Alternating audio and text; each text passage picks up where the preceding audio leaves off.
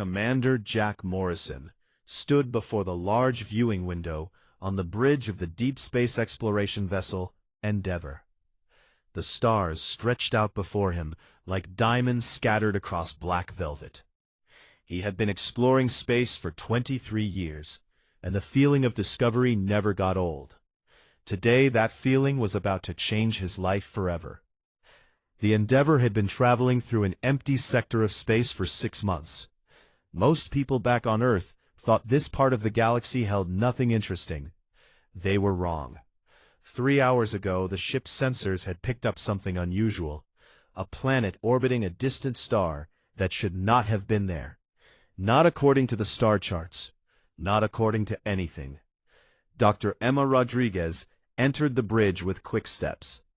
She was the ship's chief scientist, and her face showed excitement mixed with concern. In her hand, she held a data pad with preliminary scan results from the newly discovered world. "Commander, you need to see this," Emma said, approaching his station. Her dark eyes reflected the glow of the instruments around her. "The readings are unlike anything we have seen before." Jack turned to face her. "Show me what you have found." Emma pulled up the data on the main screen. A planet appeared, rotating slowly. It was a rocky world with a thick, swirling atmosphere. The surface showed signs of intense geological activity. Volcanic peaks pushed through orange and red clouds. The planet's color was wrong, deep browns and blacks with little green or blue. This was a world of harsh extremes.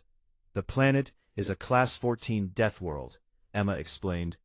"The atmosphere is mostly nitrogen, with high concentrations of methane and sulfur compounds.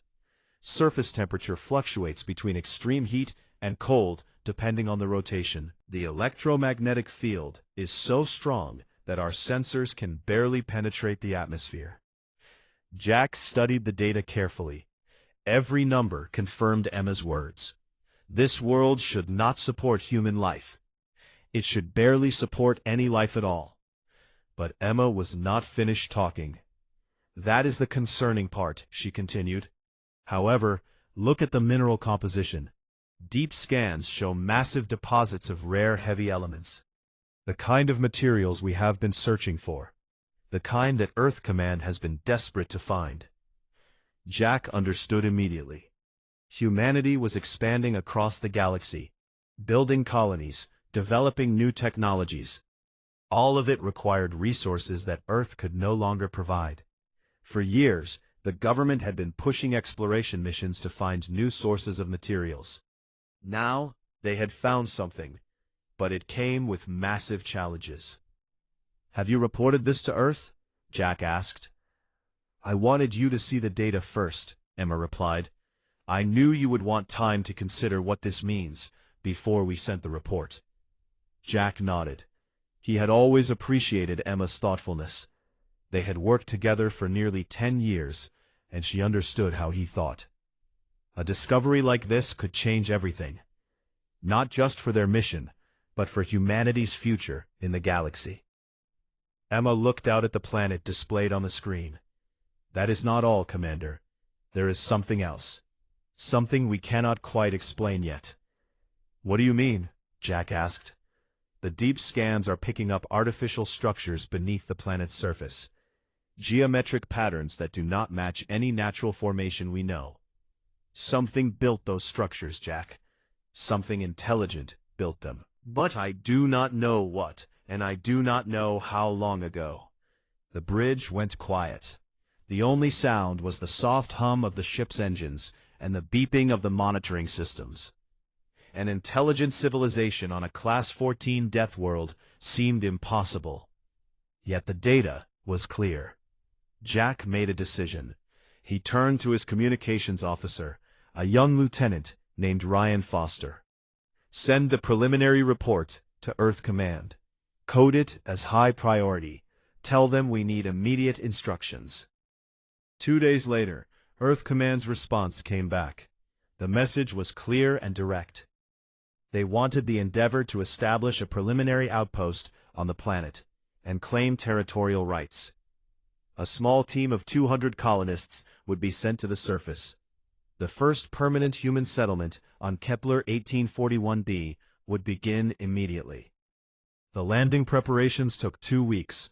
Emma supervised the scientific equipment. Captain Marcus Lawrence, the skilled military commander who would lead the ground team, organized the personnel and supplies. Emergency protocols were established for every possible disaster scenario. Emma stood with Marcus in the pre-landing briefing room. Large screens showed the landing site they had selected, a wide valley protected by rock formations on 3 sides. It offered some shelter from the worst of the wind and volcanic activity. The dome structures can withstand surface winds up to 300 kilometers per hour, Emma said, pointing to the protective habitat units they would use. Life support systems have backup upon backup. We should be able to survive here. Marcus looked at the screens showing the harsh landscape below. Should be able to survive. That is not the most reassuring thing I have heard, Emma. This is a death world, Marcus. Nothing about it is reassuring. But humans are adaptable. We have survived worse before. The night before the landing, Jack held a ceremony for the colonists who would be going down to the surface. 200 men and women stood in the cargo bay of the Endeavour, preparing to leave the ship that had been their home for months. Some showed excitement, others showed fear. Most showed both. Jack addressed them from a raised platform. His voice was strong and clear.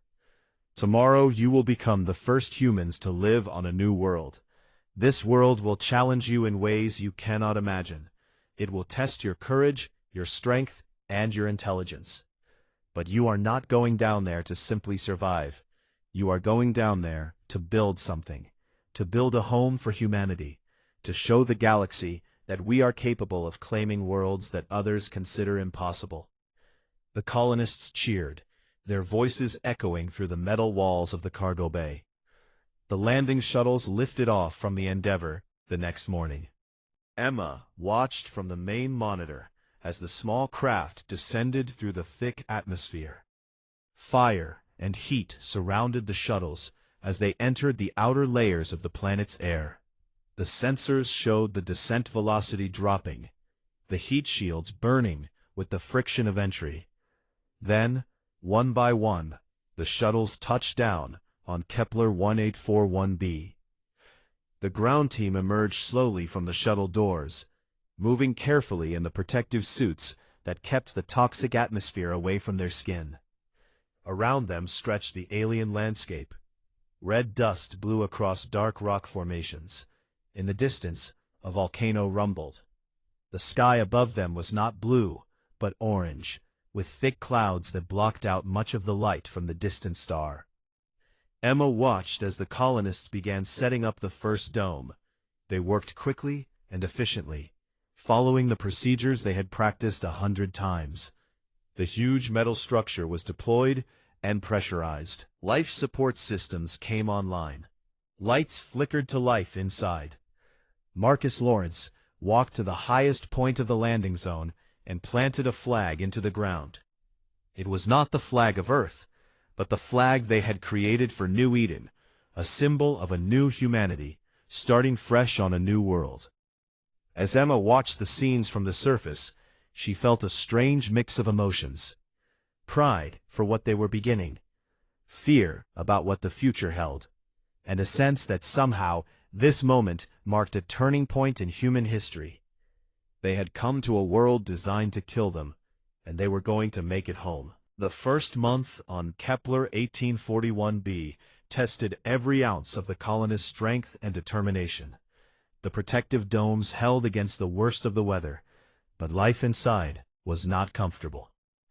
The air recyclers worked constantly, pulling moisture from the atmosphere and processing it into drinking water. The temperature control systems had to fight against the extreme heat during the day and dangerous cold during the night. Dr. Emma Rodriguez stood inside the main laboratory dome, studying soil samples they had collected from around the settlement. The minerals were strange and unlike anything in Earth's geological records. Some of the compounds seemed to have an almost artificial structure to them, as if they had been engineered rather than naturally formed. She made notes on her datapad, trying to understand what she was seeing. Marcus Lawrence entered the lab with several team members behind him. His military uniform was stained with red dust, and his face showed the strain of the past weeks. He had been working 18-hour days, managing the settlement and dealing with constant equipment failures. "We have a problem," Marcus said without any greeting. "The methane storms are becoming more frequent. We just had another one hit the settlement. Nothing was damaged this time, but we were lucky. Equipment is being pushed to its limits." Emma looked up from her work. "The weather patterns are not stable here. Every scan from the Endeavour shows different atmospheric conditions. This planet is still very active geologically. The storms may increase or decrease. We will need to monitor the situation carefully." Marcus sat down heavily on a nearby stool. His exhaustion was clear. "We are not going to last long if the weather keeps beating us up like this. The power generators are barely keeping up. Another major storm could knock out our communications." Before Emma could respond, alarms sounded throughout the settlement. Emergency lights began flashing. The colonists had learned to recognize the warning system in just 1 month. It meant the ground was shaking. Another earthquake had struck. The tremor lasted 30 seconds, but to those living in the settlement, it felt much longer. Equipment fell from shelves. The walls of the dome trembled. Then, as suddenly as it began, the shaking stopped. People emerged from wherever they had taken shelter and began checking for damage. Lieutenant Kyle Bennett rushed into the lab. He was the team's lead scout and had been exploring the areas around the settlement. His face was flushed, and he was breathing hard. "Commander, you need to come with me, now," Kyle said. "I found something that changes everything." Marcus and Emma exchanged looks. They followed Kyle out into the toxic air, protected by their suits. Kyle led them to the north of the settlement, toward a series of large rock formations. As they got closer, Emma saw what had caught Kyle's attention. There was an opening in the rocks. Not a natural cave, but something else. The entrance was too perfectly shaped, too smooth. And inside, there were lights. Not natural lights, but artificial ones that still glowed with a faint blue hue after what must have been thousands of years. "There is a passage," Kyle explained. "It goes deep underground. And Emma, the walls are not rock. They are metal. Smooth metal that seems to have been carved out with incredible precision." The three of them moved carefully into the passage. As their eyes adjusted to the darkness, they could see more clearly. The walls were indeed metal, but a kind neither of them had ever seen before. The surface seemed to shimmer slightly, as if it had some kind of protective coating that still functioned after all these centuries. They descended deeper into the structure. The tunnel began to slope downward, and then it opened into something larger. A vast underground chamber appeared before them, so large that their helmet lights could not reach the far walls. In the center of the chamber stood machines, huge machines made of the same shimmering metal as the walls. Emma moved forward slowly, her scientific mind struggling to process what she was seeing. "This is not human technology," she whispered. "Someone else built this. Someone intelligent. Someone very advanced." Marcus examined the machines carefully. They were dormant, but not completely dead. Small lights still glowed in various places. Power was still flowing through them, somehow, after an unknown number of years. "How long has this been here?" Marcus asked. "I do not know," Emma said. "But these machines are intact. That means whoever built them left in an organized way. They did not abandon this in a panic. They planned to leave." Over the next several days, Emma worked with the geologist Lisa Wright and engineer Tyler Graham to explore the underground complex more thoroughly. They found storage chambers filled with supplies that had not been used. They found sleeping quarters carved out of the rock. They found libraries with information stored on what appeared to be data crystals, though they could not read the information. But the most important finding came when they discovered written symbols in several chambers. Emma carefully photographed everything, trying to understand the language. The symbols appeared on walls, on machines, and on the data crystals that filled entire shelves. Whoever built this knew how to preserve things, Tyler said, examining one of the machines. The preservation is so perfect that if I did not know better, I would think they left this place last year, not thousands of years ago. Emma studied the symbols, comparing them to databases of known alien languages. Nothing matched. This was a completely unknown civilization. Meanwhile, the settlement continued to face its own challenges. Food supplies that had been brought from Earth began to run low due to an unexpected miscalculation in the original planning. The hydroponic gardens that were supposed to supplement the food supply had not grown as expected due to the unusual light conditions on the planet. In a closed meeting, Marcus shared his concerns with Emma and the other leaders. We have enough food for 2 more months if we ration carefully. After that, we will have a serious problem. The next supply ship from Earth will not arrive for 6 months. Emma looked at the datapad with their current resources. An idea was forming in her mind. It was radical and went against every protocol about contaminating alien artifacts. But it might be the only way to keep the colony alive. The underground complex, Emma said slowly. The previous inhabitants stored supplies there. If we can access the preservation chambers, we might be able to find food or materials that could be adapted for our use. And the machines down there, if we can understand them, we might be able to use them for our survival. Marcus stared at her. You are talking about using alien technology. That is against direct orders from Earth Command. Earth Command is not here, Emma said firmly. We are, and we are running out of time.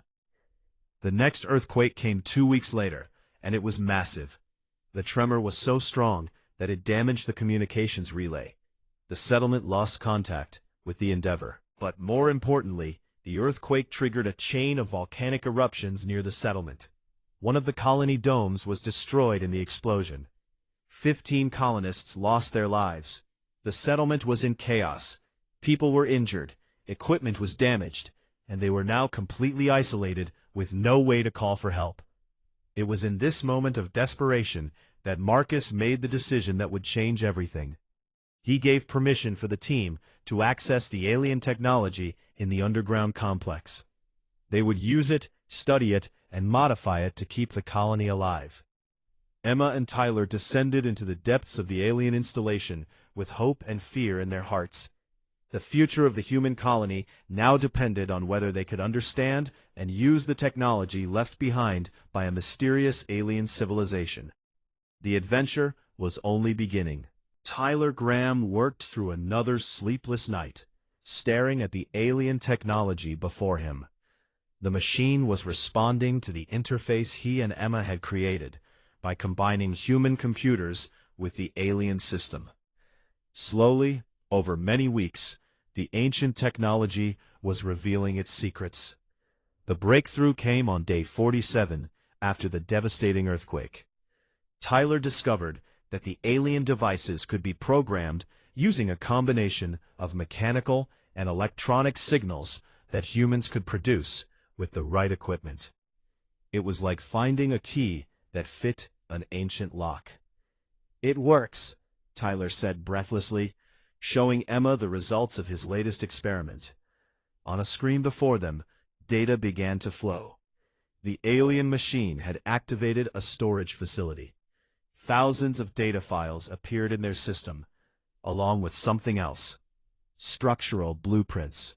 Emma studied the blueprints with growing understanding. They showed how to build protective structures that could withstand extreme environmental conditions. They showed how to create air and water purification systems. They showed how to use the planet's geothermal energy for power.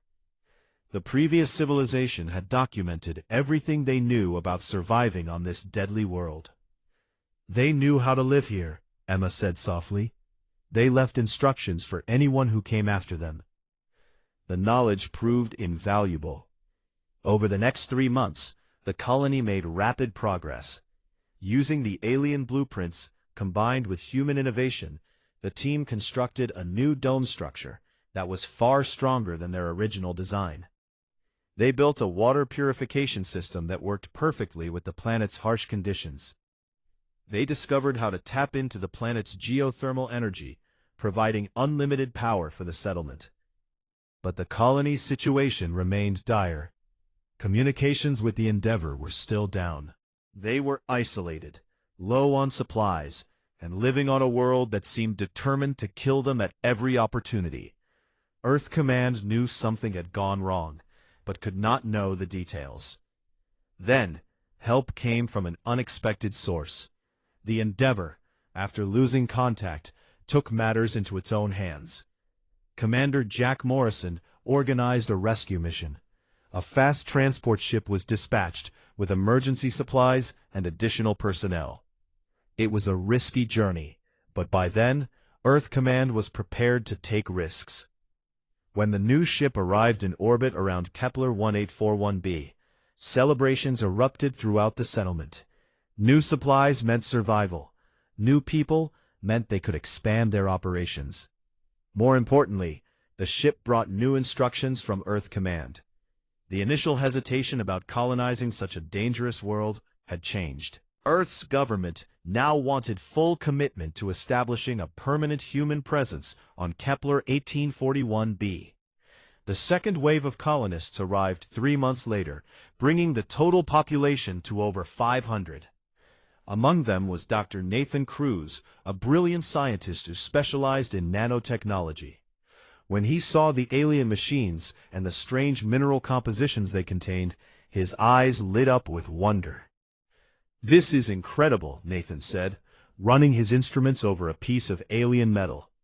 "The structure is at the molecular level. This is not just technology, it is engineering at the nanoscale.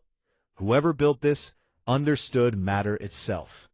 With Nathan's help, the colony began to truly understand and replicate the alien technology. Manufacturing facilities were established.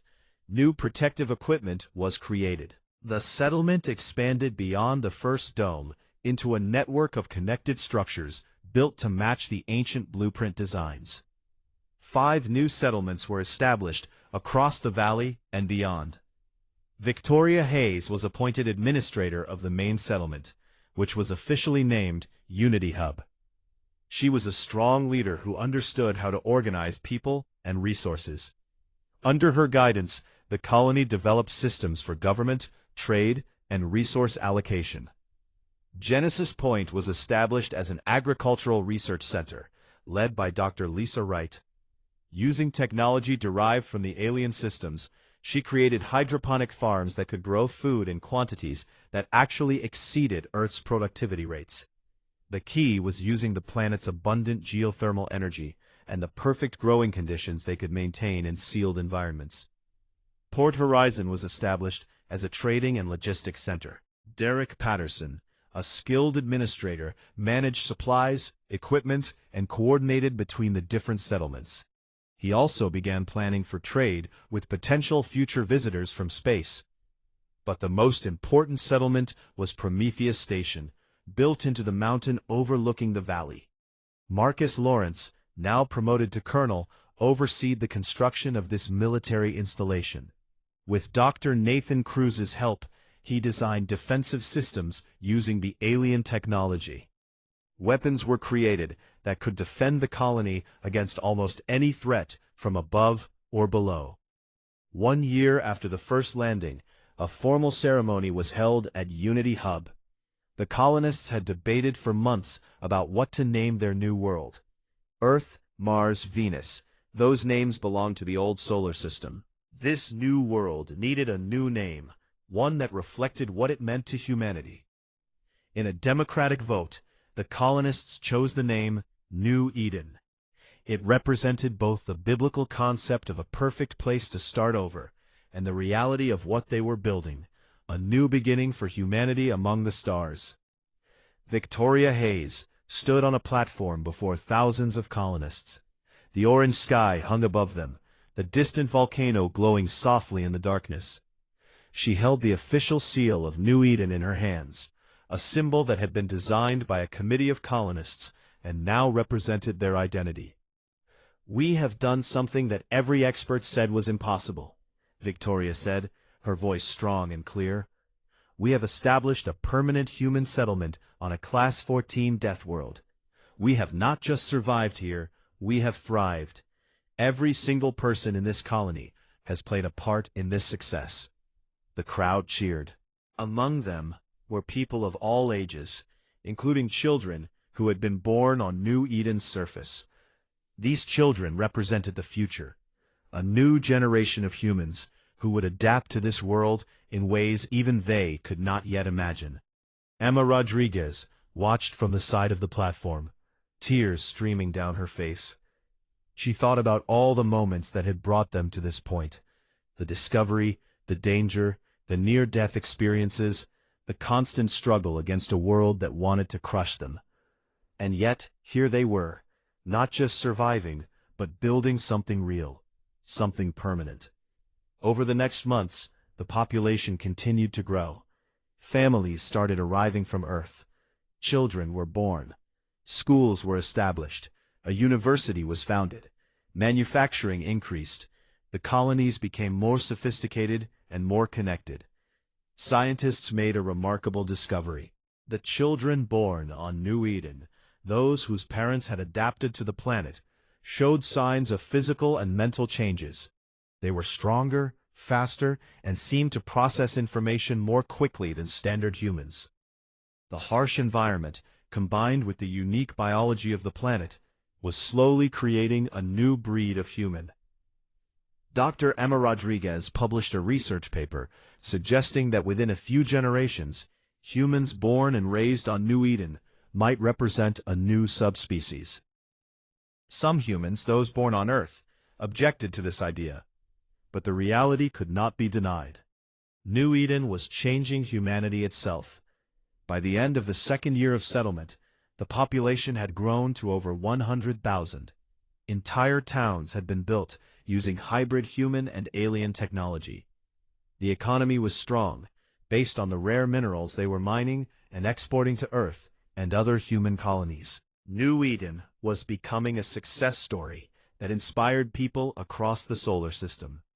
But not everyone in the galaxy was happy about humanity's sudden success on a supposedly impossible world. Far away, on alien worlds orbiting distant stars, other species were watching, and some were beginning to make plans. The message came through the communication system on a routine morning in the governor's office at New Eden's Unity Hub. Victoria Hayes read the official notice from the Galactic Union, and her face went pale. She immediately called an emergency meeting of the colony's leadership. Around the conference table sat Marcus Lawrence, Dr. Emma Rodriguez, Nathan Cruz, and the other key administrators. The message was displayed on the large screen for all of them to read. It was written in formal diplomatic language, but the meaning was clear and threatening. The Galactic Union has received a formal territorial claim filed by the Thalassian Collective and the Vorath Federation, Marcus read aloud. His military voice remained calm, but everyone could sense his concern. They claim that Kepler 1841b was previously under the stewardship of the Vex civilization. According to ancient treaties between multiple galactic species, when a steward civilization abandons a world, all rights to that world transfer to the Collective Council of Galactic Powers. "What does that mean?" asked Derek Patterson, the administrator of Port Horizon. "It means they want us to leave," Victoria said quietly. "They are claiming we have no right to be here." Emma stood up and walked to the window. Outside, she could see the sprawling city they had built. Thousands of humans lived here. Families had made this their home. Children had been born under this alien sky. The idea that they would have to abandon everything they had built was devastating. "We cannot leave," Emma said firmly. "We have invested everything here. We have made this world ours. We have adapted to it, built on it, changed ourselves to live here. This is our home now. Marcus tapped his fingers on the table, thinking. The alien technology we have integrated into our defenses is advanced. We can defend ourselves if it comes to that. But we need to know what we are facing first. Over the next week, more information arrived. The Thalassian Collective represented 3 aquatic species who lived on water worlds throughout the galaxy. The Vorath Federation consisted of 3 aerial species who had adapted to living in thick atmospheres similar to New Eden's. Together, they represented significant military and political power. But they were also divided. The individual species had different interests and did not always agree on tactics.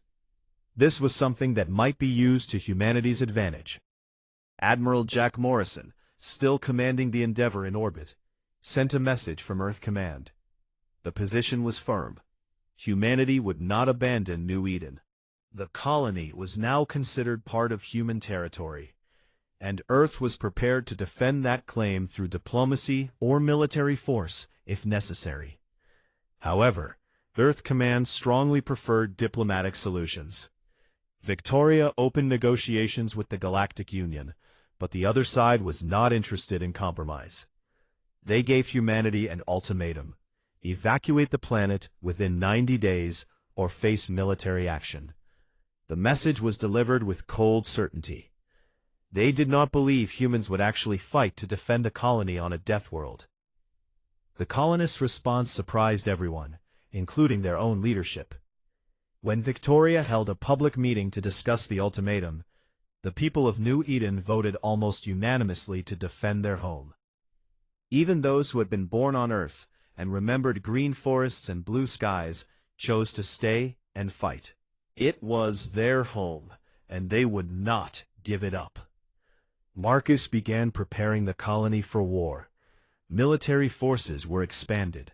Defensive positions were strengthened around Prometheus Station and the other settlements. Citizens who were willing were trained in basic combat and emergency procedures. Food, water, and medical supplies were stockpiled. New Eden was transforming into a fortress. Nathan Cruz worked with military engineers to enhance the defensive systems using the alien technology. The hybrid weapons they created were unlike anything the galaxy had seen before. They combined human engineering with alien principles. The results were devastatingly effective. Then, on day 85 of the 90-day ultimatum, the attack came. 3 Thalassian battlecruisers descended through New Eden's atmosphere. They were massive ships, each one larger than the original colonial settlement. The alien vessels opened fire on the outer research stations without any warning or attempt at negotiation. The attack was sudden and brutal. But the humans were ready. Marcus Lawrence activated the defensive systems of Prometheus Station. Hybrid weapons that combined human and alien technology fired upward at the attacking ships. The results were stunning. One of the battle cruisers took a direct hit and began losing altitude. Explosions rippled across its hull. The Thalassians had expected the humans to be unprepared, technologically primitive, and easy to defeat. They were wrong. The weapons that fired at them used principles they did not understand. The destructive power was far greater than they had anticipated. Admiral Morrison, watching from orbit in the Endeavour, took action immediately. The human battlecruiser descended into the atmosphere and engaged with the remaining Thalassian vessels. Human pilots, trained and experienced, flew circles around the alien ships. The Vorath Federation, watching the encounter, had not expected humanity to possess space combat capability. The battle lasted 3 hours. In the end, all 3 alien battlecruisers were destroyed or crippled.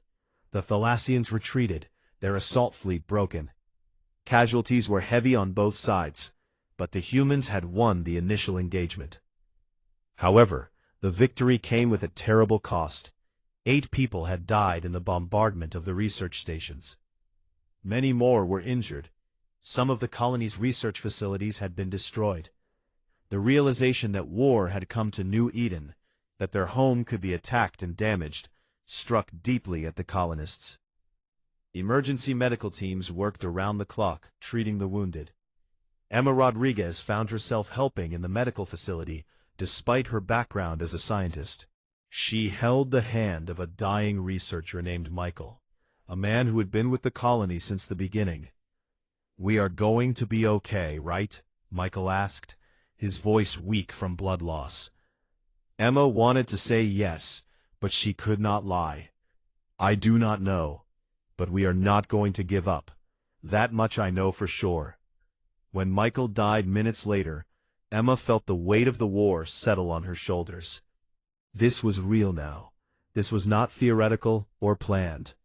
People were dying, and there would likely be more death before the conflict ended. Victoria Hayes addressed the colony that evening. She spoke from the main plaza of Unity Hub, with thousands of colonists gathered before her. Behind her, the sun was setting over the mountains, casting long shadows across the city they had built. "Today we faced our greatest test," Victoria said, her voice steady and strong. "We came under attack by those who believed we did not have the right to be here. They were wrong. We have earned our place on this world through blood and sweat and determination. We will defend it with the same determination. Tomorrow, the alien coalition will decide what to do next. They may attack again. They may send a larger force. They may try to starve us out or bombard us from orbit. We are prepared for all of these possibilities. We will not surrender. We will not retreat. This is our world, and we will keep it." The colonists cheered, but underneath the sound of approval, there was fear. They knew what war meant. They knew that more of their people would die. But they also knew that turning back was not an option. New Eden had been their dream, and now it was their responsibility to defend. Marcus Lawrence stood beside Victoria, watching the crowd. His military training told him that the larger conflict was far from over. The alien coalition would regroup, reassess, and likely attack again with greater force. But his heart told him something else. It told him that the people of New Eden would fight, and that humanity would prove itself capable of claiming the impossible. Emma Rodriguez stood apart from the crowd, looking up at the stars. She could see the Endeavor in orbit above, a tiny point of light in the darkness. She thought about the alien civilization that had lived here before them, that had built the technology they now used, that had abandoned this world for reasons they still did not understand. Perhaps, she thought, the Vex had wanted someone strong to inherit their world. Perhaps they had known that only a species desperate and determined enough would use the technology to survive and thrive. Perhaps humanity was exactly what this world needed. The night fell over New Eden, dark and full of uncertainty. But the lights of the human settlements glowed defiantly against the darkness. The people of New Eden had declared themselves, and there was no going back. 3 months after the initial attack, the Galactic Union called for peace negotiations. The conflict had proven far more costly than the alien coalition had anticipated. Multiple attacks on human positions had been repelled. Human ships had demonstrated tactical brilliance and technological capability that surprised the entire galaxy. The Thalassian Collective and Vorath Federation were experiencing significant casualties and resource depletion. More importantly, other galactic powers had begun taking notice. The Andromedan Trade Collective and the Kepler Sovereignty both expressed concern about the conflict and interest in a peaceful resolution. They did not want a major war disrupting trade routes and interstellar stability. The aliens realized they could not win against human determination through force alone. The peace conference was held on a neutral space station in the outer region of the Kepler system. Marcus Lawrence led the human delegation, Emma Rodriguez and Nathan Cruz providing scientific and technical support. Admiral Jack Morrison remained in orbit with the human fleet, ready to respond to any treachery. The alien negotiators expected humans to be frightened, desperate to end the conflict. Instead, they found humans to be calm, confident, and completely unwilling to compromise on their primary demand: full human sovereignty over Kepler 1841b. Marcus sat across the table from the lead Thalassian negotiator, a large aquatic being named Kethis. Water filled the transparent tank where Kethis sat, allowing the alien to breathe. The translation devices they used made communication possible, though it was sometimes imperfect. "You have proven yourselves capable warriors," Kethis said through the translator, "but you are still young in the galaxy. You do not understand the stakes of what you are claiming." Marcus looked directly at the alien. "We understand perfectly. We took a world that other species considered impossible to survive on. We adapted to it, thrived on it, and defended it against invasion. If that does not give us the right to claim it, then nothing would. No other species has done what we have done." The negotiations lasted 2 weeks. Point by point, humans and aliens argued over territorial rights, mining rights, and trade relationships. Slowly, through a combination of diplomacy and the very real threat of continued military conflict, a settlement was reached. The Galactic Union officially recognized human sovereignty over Kepler 1841b. In exchange, humans agreed to allow limited trade with other species, and to not exclude the alien coalition from certain resource agreements. Most importantly, the Galactic Union granted Earth and the New Eden colony membership status in the broader Galactic Council. Humanity was no longer a minor player in the galaxy. They were recognized as a major power. The news was transmitted back to New Eden, and celebrations erupted throughout the colony. People gathered in the streets, embracing each other, crying tears of relief and joy. Children who had been born in fear of invasion could now grow up knowing their home was secure. The people of New Eden had fought for their world, and they had won. 5 years after the first landing, the colony held a ceremony to commemorate the anniversary. The population had grown to over 200,000. New settlements had been established far beyond the original valley. Massive mining operations extracted rare elements that were valuable throughout the galaxy. Universities taught thousands of students. Hospitals treated the sick and helped deliver thousands of new humans who were adapting to the planet in remarkable ways. The ceremony was held in the Great Plaza of Unity Hub, a massive open-air area that had been carved out near the center of the city. Governor Victoria Hayes, now elected president of New Eden's autonomous government, stood before hundreds of thousands of colonists. The orange sky hung above them, no longer an alien and hostile place, but the sky of home. Victoria held the official seal of New Eden high, so that everyone could see it. The seal showed a human figure standing on a rocky world, with stars shining above. It represented everything that New Eden had become. 5 years ago, Victoria began, her voice strong and steady, we were sent to establish a preliminary outpost on a world that most experts considered a death trap. 200 of us landed on a planet that tried to kill us, with earthquakes, volcanic eruptions, toxic storms, and cold that would freeze the blood. We survived not because of luck, not because of orders from distant Earth, but because we refused to accept that any challenge was insurmountable. The crowd listened in absolute silence. Many of them had memories of those first terrifying days. We discovered the legacy of another civilization, the Vex, and we learned from what they left behind. We adapted their technology, combined it with our own innovation, and created something new. Something that had never existed in the galaxy before. A human world built on a Class 14 death world. Victoria paused, looking out at the faces before her. Young faces and old faces. Faces of people who had been born on Earth, and faces of children who had never known any other home. We were attacked by those who said we had no right to be here. We fought them, and we won. Not because we were stronger, but because this is our home. You cannot defeat people who are fighting for their home. You cannot force people to surrender what they have built with their own hands. The crowd erupted in cheers. Some people were crying. Others raised their fists in celebration. The victory they were commemorating was real and significant.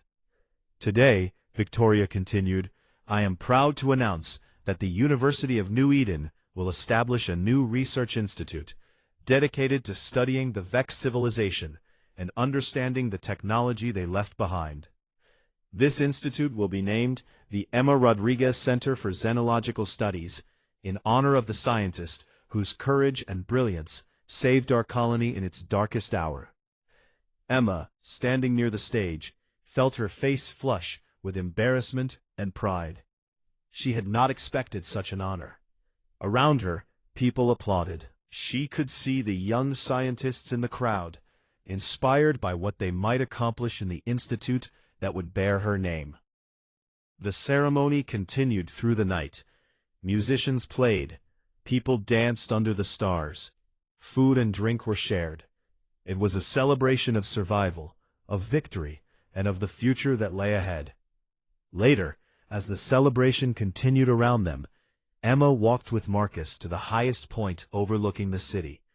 From there, they could see the lights of New Eden spreading across the landscape like a constellation brought down to Earth. Do you remember that first night? Marcus asked. When we did not know if we would survive even 1 week? I remember everything, Emma said. The fear, the uncertainty, the moment we discovered the alien complex. I remember Michael's death. I remember all of it. The children born here, Marcus said, they are changing. Did you see them at the ceremony? They are stronger, faster. Some of them can process information in ways that seem almost superhuman. In a generation or two, they might be so different from baseline humans that they could be considered a new species. Emma nodded slowly. She had been monitoring this phenomenon carefully. The harsh environment of New Eden, combined with the unique biology of the planet and the exposure to the alien technology, was accelerating evolution in unexpected ways. That is what frightens some people back on Earth, she said, that we might become something other than human. But we will still be ourselves, Marcus replied.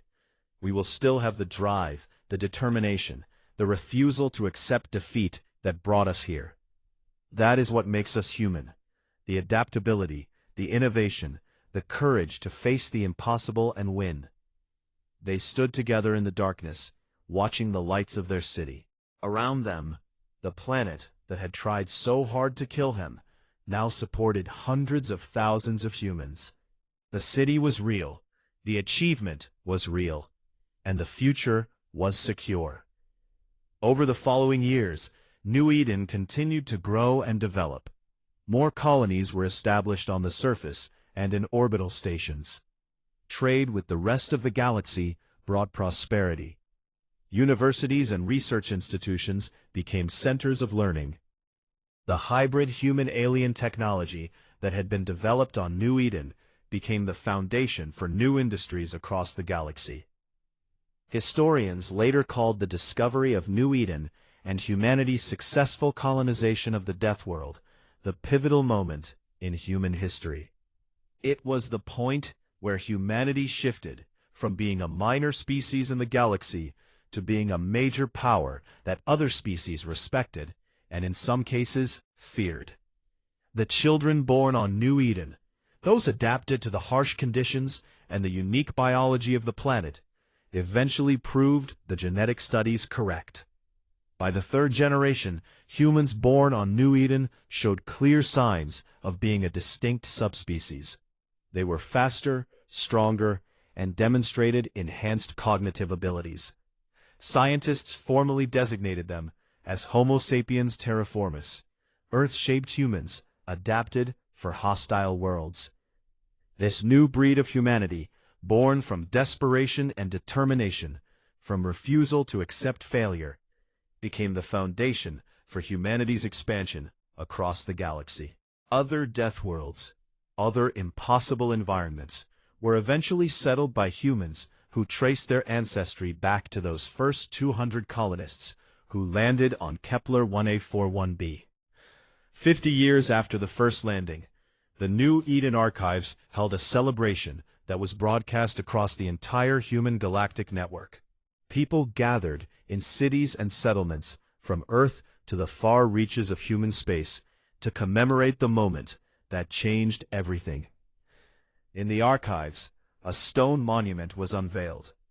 It bore the names of all 200 original colonists and the 15 who had died in the first battle to defend their home. Below the names, a simple inscription read, "Here stood humans who claimed the impossible. They came to a world designed to destroy them and made it home. Through them, humanity learned that there are no limits to what we can achieve when we refuse to surrender. They are our ancestors. They are our inspiration. They are the reason we stand among the stars today." The monument stood in the center of Unity Hub, in the heart of New Eden, a permanent reminder of the moment when a desperate group of humans landed on an alien world and decided to stay, to fight, and to transform themselves in the process. The story of New Eden was no longer just the story of colonization. It was the story of transformation, of becoming something new while remaining essentially human. It was the story of how a species that many believed was limited to mild climates and comfortable environments proved that limitation was only a matter of belief. New Eden stood as a testament to the human capacity for adaptation, innovation, and determination. It was a world that the galaxy thought was impossible to claim. Yet humans had claimed it, defended it, and made it their own.